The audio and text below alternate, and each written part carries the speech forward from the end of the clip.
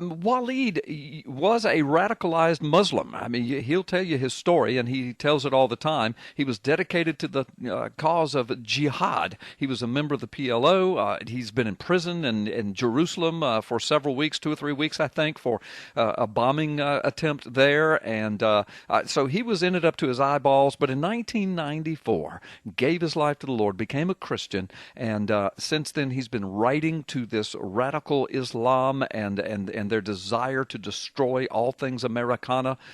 He's been writing to it. He's been speaking to it. He's been on television. He's been CNN, Fox. He's written several books. Walid, before we go any further, I have a lot of questions to ask you, but before we do that, tell the folks, if correct anything I've just said that's wrong, tell them a little bit about who you are. Tell them where they can find more about you, your websites. Tell them about your latest books and what folks need to know about that. Well, you basically told the story in a nutshell, but you had a little slight error. I was Fix it. Imprisoned for demonstrations, and then I ended up getting recruited in prison. Ah. Carried out my terrorist activity in a bombing operation, and I was never caught. In fact, I'm the one who confessed about my ordeal. Wow. Wow. Yeah. Yes, my Thank website, I run a website called Shoebat.com, Mm-hmm. SHOEBAT.com. I've just came out with a book called The Case for Islamophobia. Jihad by the word, and we're active in also rescuing Christians in Pakistan. Mm-hmm. Yeah, in fact, your son gave us that link, and we've got that posted on several places on the internet to help you out with that. Tell the folks where to go to that link. Well, the rescuechristians.org, I believe. They can just go to Shoebat.com, and it'll lead them there, too. There's Rescue Christians. Okay. And just, it's much easier, just Shoebat, as you spell the word, Shoe, S-H-O-E, and Bat, B-A-T.com. Right, Shoebat. Okay, all right, fantastic. Shoebat.com, right? Or is it?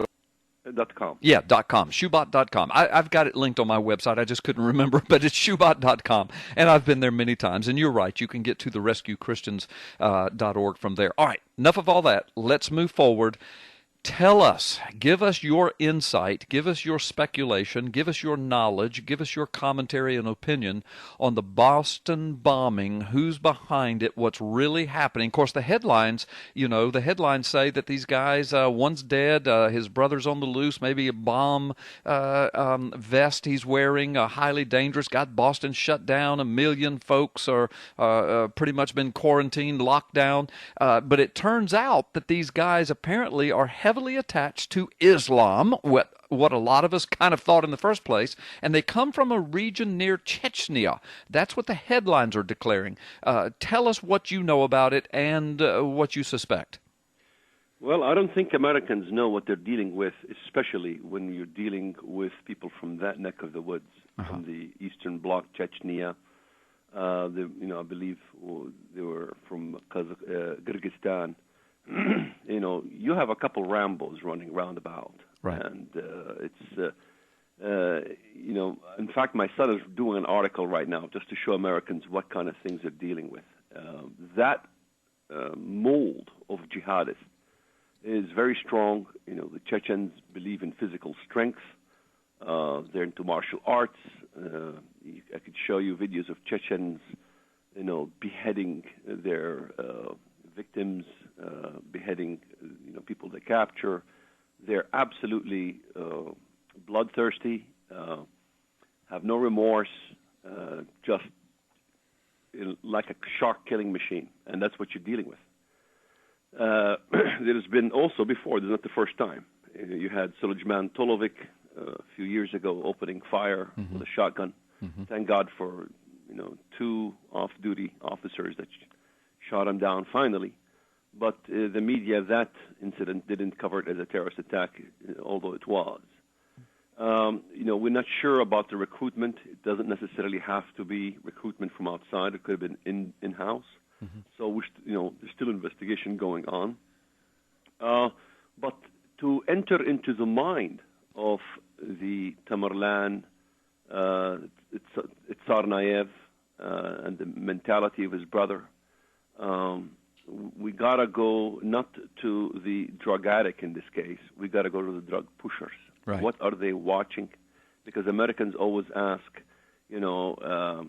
somebody was recruited. Well, you don't get recruited until you first either convert to Islam or is born historically as a Muslim with a lot of tradition that is carried out in the family, and the tradition and the values of these individuals comes from the eons of time.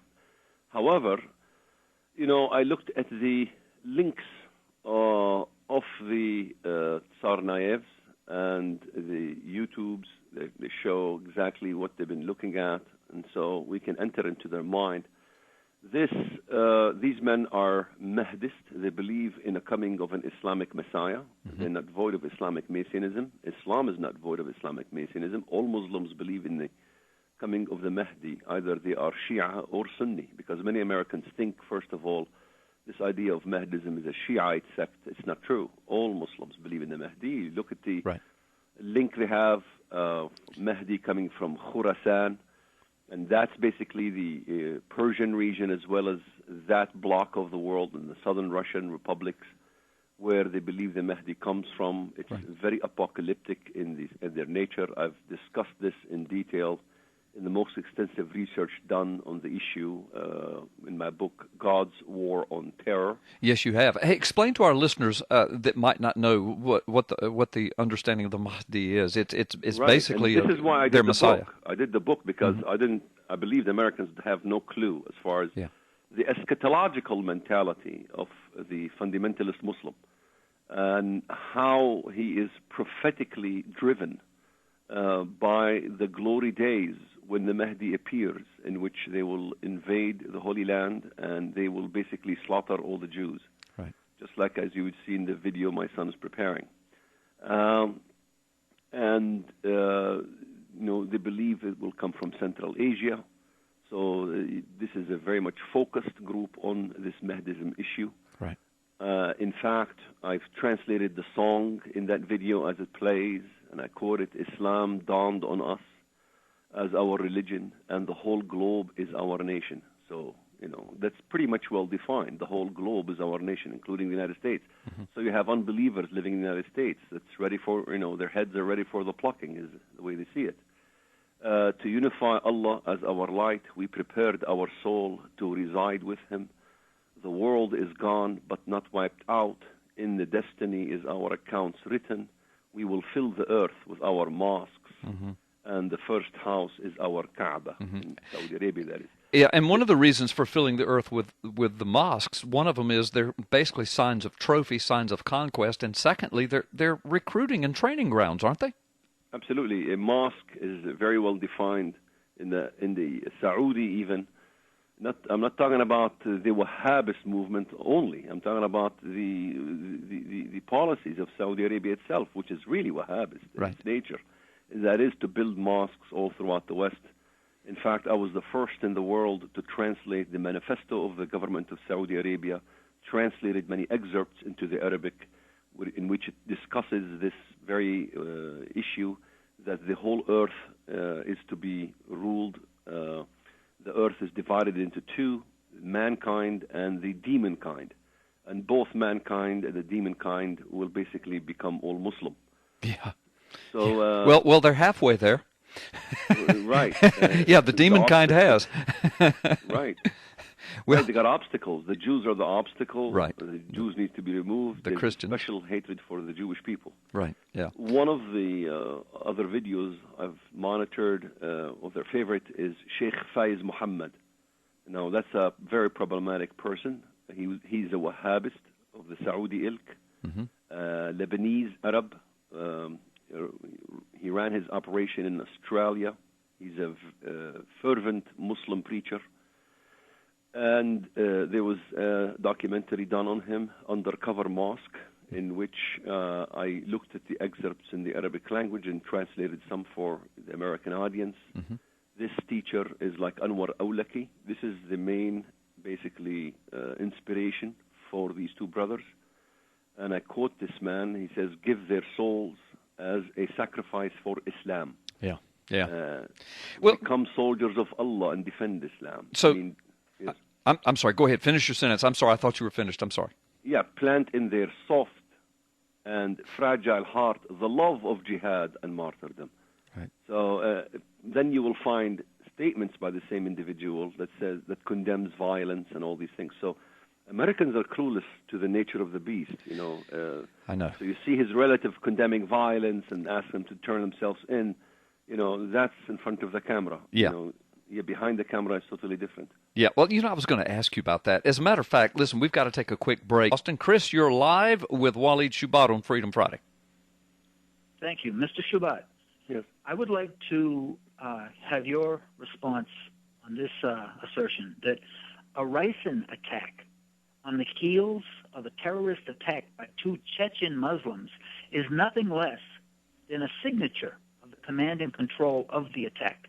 In Lorenzo Vidino's article, How Chechnya Became a Breeding Ground for Terror, September 1st, 2004, he elaborates that in 2003, a plot involving ricin, a virulent and deadly toxin, demonstrated the Islamist co-option of the Chechen nationalist conflict and its transformation into a global jihadist training ground. And my point is this. Terrorism experts would have, or at least should have, recognized that the ricin attacks taking place in the immediate wake of the bombing in Boston was a signature of the nefarious Muslims behind the attack. And keep in mind that Well, Chris, we're running out of time. So you've made your point, and thank you, Chris. God bless you for that. So, Walid, can you address that? Yeah, he has a good point. Yeah. We need to look at the signatures of the terror attack. You look at the rest of the story also. You look at the pressure cooker. You look at it comes from Al-Qaeda manual. You look also at other key points, like there was a yellow vehicle that's been searched for after the bombing. Was supposed to be disguised as a medical vehicle. Right. That tells us is a signature of a dual kind of attack, because the Islamists always love to attack the emergency responders and the police officers afterwards to inflict much more devastation than normal. So this is why I also caution that there could be others involved. This is not simply a lone ranger. It doesn't seem to be a lone ranger. Of course, they're only looking for 2, and perhaps the FBI is clueless regarding this issue. But we will see. Maybe also there's other involvements with Saudis. So it's very similar to what happened in 9/11. Yeah. Yeah, well, in right after that it was announced that these ricin attacks were happening, I mean, people were already beginning to compare that to what happened at 9/11. So thank you for that insight. Walid, let me ask you, what about his family members? What about his uncle that's gone to the airwaves claiming that that these guys, his nephews, deserve to die, that they've done a horrible thing? I mean, you think he's sincere, or do you think this is some type of public diversion campaign? What is it? Every time there's a terrorist attack, we always get the same circular story. It's like a flow chart. Yeah. A terrorist attack hits, Muslims will speak out against it, family members will denounce it, so on and so forth. The American people are brainwashed that this is not Islam, so on and so forth, and they go on their merry way thinking this is only a radicalized group. Okay, I'll give you an example. The same character I was talking about that inspired these 2, Mohammed Fayez, he's like Anwar al-Awlaki. I have an article I'm looking at right now, and he says in the article, after the innocence of Muslims commenced this movie, if you recall, last year, I believe, in which Muslims went berserk in Egypt and began violent sprees everywhere, he stated, quote, "You can never judge the majority by the actions of a minority." He condemned this violence, and he says, hey, look, this is only a minority group that's right. doing this. Yet the same man, I can quote you quotes galore on him calling youth to go die for jihad. Right. Similar to Anwar al-Awlaki. He says he condemns terrorism. I go to the Arabic language, find out otherwise. Right. In fact, he was finally killed by a drone. Yeah. You have Faisal Abdul Rauf, the imam behind the Ground Zero Mosque, appearing as a Sufi Muslim, peaceful so-called Muslim. And then I go to the Arabic language and I find statements galore in his support. Hezbollah, Hamas, these are support, plain support to the terrorist organizations. So it's a misinformation campaign.